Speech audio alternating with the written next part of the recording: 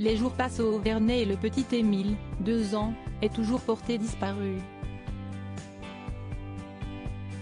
Dans son dernier numéro, paru en kiosque ce jeudi, Paris Match s'intéresse à ce voisin qui a aperçu l'enfant juste avant sa disparition.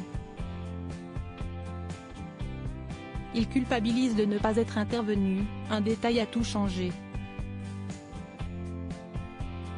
Cela fait plus de 10 jours désormais que le petit Émile, 2 ans, a disparu dans le Haut-Vernet, un petit hameau situé dans les Alpes de Haute-Provence, qui est d'ailleurs interdit d'accès aux visiteurs jusqu'à la fin du mois pour éviter un tourisme malveillant.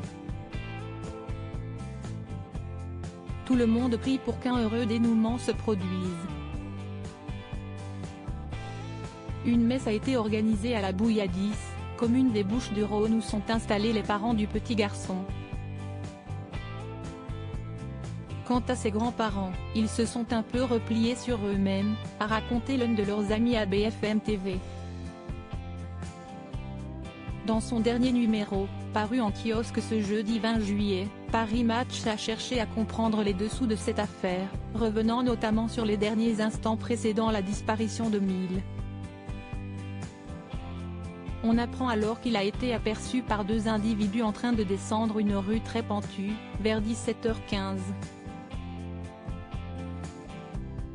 L'un des 2 témoins, un homme âgé d'une 60aine d'années, culpabilise de ne pas être intervenu. Il pensait qu'il serait alerté par son chien si quelque chose d'anormal se produisait, comme la présence d'un étranger. Car ce berger de Berne réagit systématiquement en cas de danger. Problème, il avait oublié à ce moment-là que son animal n'était pas là. Un mauvais jugement qui se joue sur un dixième de seconde, explique Paris Match. Ce voisin estime donc qu'il était à 2 doigts de s'apercevoir du problème et qu'il aurait peut-être pu empêcher Émile de s'échapper. Le magazine rapporte également quelques détails concernant l'étrange attitude de Colomban S et Philippe V. Le père et grand-père du petit garçon, juste après sa disparition.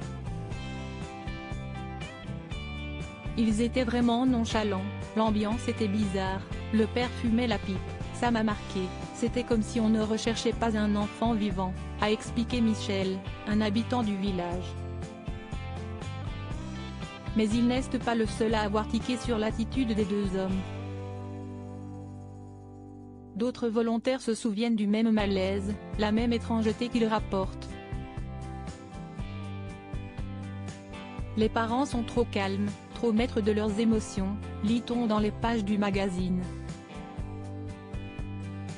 À noter que plusieurs pistes ont déjà été explorées par les gendarmes, médias ou internautes pour expliquer la disparition du petit garçon, mais qu'à l'heure actuelle aucune d'entre elles n'a fait l'unanimité.